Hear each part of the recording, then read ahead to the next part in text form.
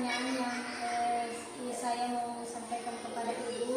Yang pertama itu Bu, selama ini bagaimana Ibu dapat mengidentifikasi kasus-kasus yang merupakan dilema etika atau rujukan moral Ibu? Ya, untuk mengidentifikasinya mudah saja. Jadi sesuatu itu dikatakan rujukan moral jika ada dua hal, yang satu benar dan yang satu salah. Nah, jika keduanya benar, maka hal itu dikatakan selama ini Bu, bagaimana Ibu menjalankan pengambilan keputusan di sekolah Ibu, terutama untuk kasus-kasus di mana Ibu ada dua kepentingan yang sama-sama benar atau sama-sama mengandung nilai kebajikan? Menurut saya, sebelum saya mengambil keputusan, tentunya saya mengidentifikasi masalah yang terjadi terlebih dahulu. Kemudian, siapa saja pihak yang terlibat, lalu mengumpulkan fakta yang ada dan seterusnya, sehingga mampu mengambil keputusan yang tepat bagi pihak-pihak yang bermasalah dalam pengambilan keputusan yang tepat bagi pihak yang bermasalah dalam pengambilan keputusan ini. Tentu saja mengutamakan prinsip keadilan. Langkah-langkah atau risiko seperti apa yang biasa Ibu lakukan selama ini?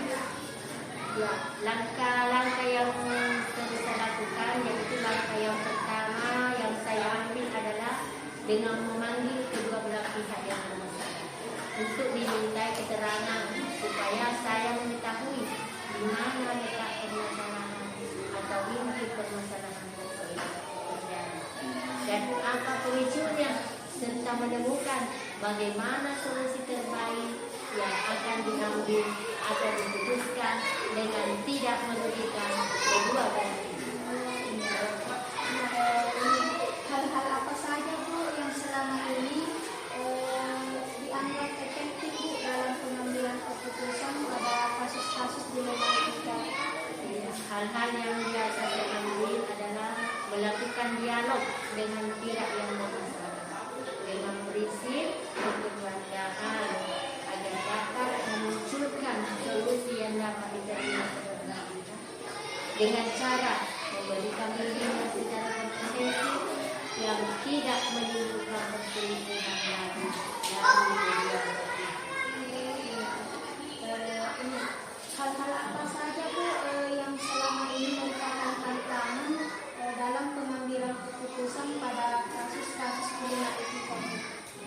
Hal-hal yang selama saya jadi kepala di SD Negeri 9 Kaluye, tantangan yang saya hadapi dalam pengambilan keputusan adalah bagaimana cara mencari solusi yang terbaik bagi semua pihak dengan risiko seminimal mungkin. Tentu saja hal itu membutuhkan dukungan yang positif dari semua warga sekolah. Apakah Ibu memiliki sebuah tata cara atau jadwal tertentu dalam sebuah penyelesaian kasus dilema etika ini? Apakah Ibu langsung menyelesaikan di tempat atau memiliki sebuah jadwal untuk menyelesaikannya? Bentuk atau prosedur seperti apa yang biasa Ibu lakukan untuk menjalankan? Yang biasa saya lakukan, saya tidak ada jadwal khusus dalam penyelesaian kasus dilema itu, karena kita langsung berkoordinasi dengan pihak terkait. Adakah seseorang atau faktor-faktor apa yang selama ini mempermudah atau membantu Ibu dalam pengambilan keputusan dalam kasus-kasus dilema etika ini? Ya, perlu kita ketahui bahwa setiap permasalahan yang ada selalu saya bawa dalam musyawarah agar lebih cepat menemukan solusi terbaik. Juga bisa konsultasi dengan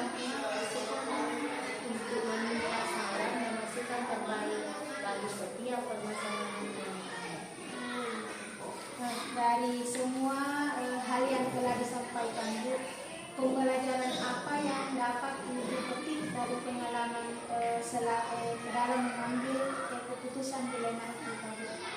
Ya, pengalaman sebagai pemimpin dalam pengambilan keputusan apapun harus berdasarkan kesepakatan bersama yang dihasilkan dari musyawarah, mufakat, serta membiasakan diri atas setiap keputusan yang diambil kita. Karena bekerja sebagai tim lebih ringan daripada bekerja sendiri. Selain itu, komunikasi yang baik pada setiap elemen proses juga sangat menentukan cepat lambatnya penyelesaian masalah. Terima kasih banyak, Bu, atas waktunya, atas kesempatan dalam melakukan wawancara kepada Ibu sebelumnya. Terima kasih banyak, Bu. Saya tutup. Assalamualaikum warahmatullahi wabarakatuh.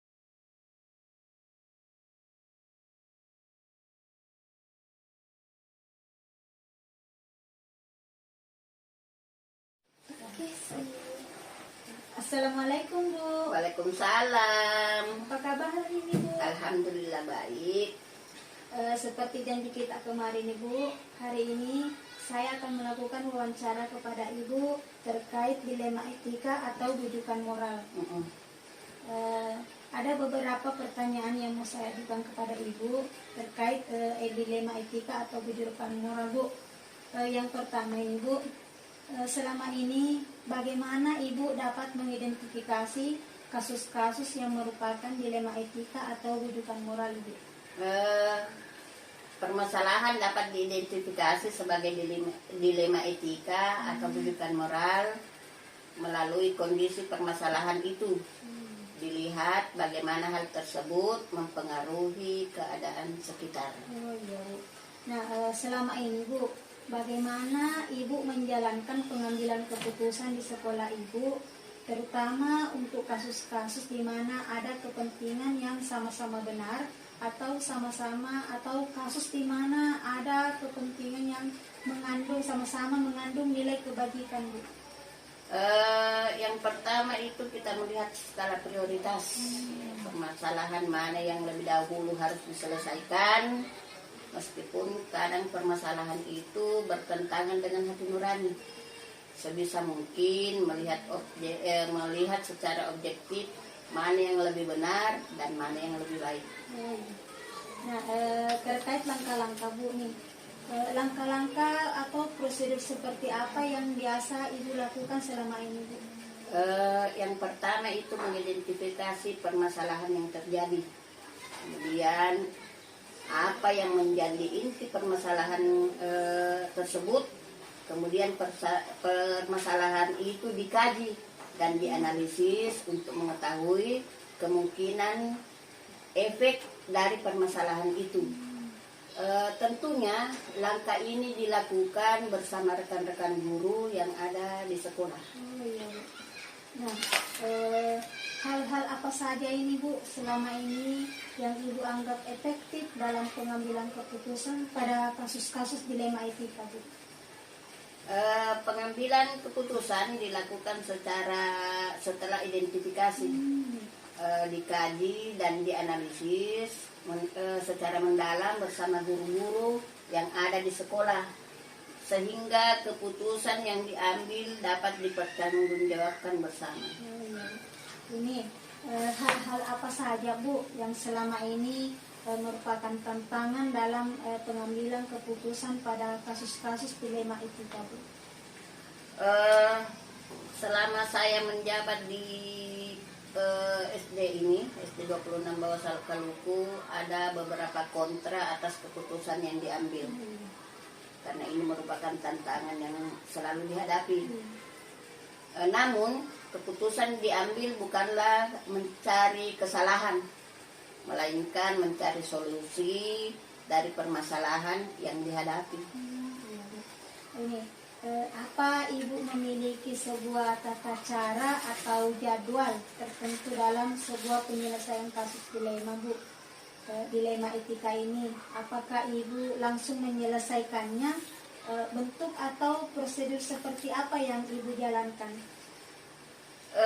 Pengambilan keputusan atau permasalahan yang terjadi dilakukan melalui prosedur yang baik dan efektif.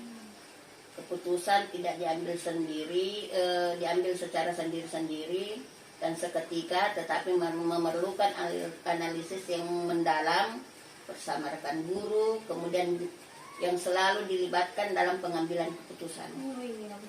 Nih, adakah seseorang atau faktor-faktor yang selama ini mempermudah atau membantu Ibu dalam pengambilan keputusan dalam kasus-kasus dilema etika, Ibu?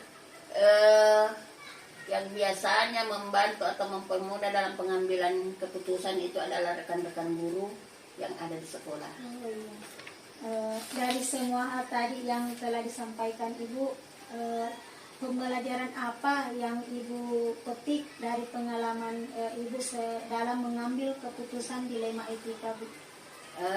Pembelajaran yang bisa saya ambil adalah tidak semua yang kita anggap benar itu benar, karena harus dilihat dari berbagai sisi. Oh iya, Bu. Terima kasih, Bu, atas kesempatan yang diberikan kepada saya dalam melakukan wawancara ini. Mudah-mudahan Ibu selalu diberi kesehatan yang baik, ya, Bu. Alhamdulillah, mungkin sampai di sini wawancaranya, Bu. Saya ucapkan Assalamualaikum warahmatullahi wabarakatuh, Bu. Waalaikumsalam warahmatullahi wabarakatuh. Terima kasih, Bu.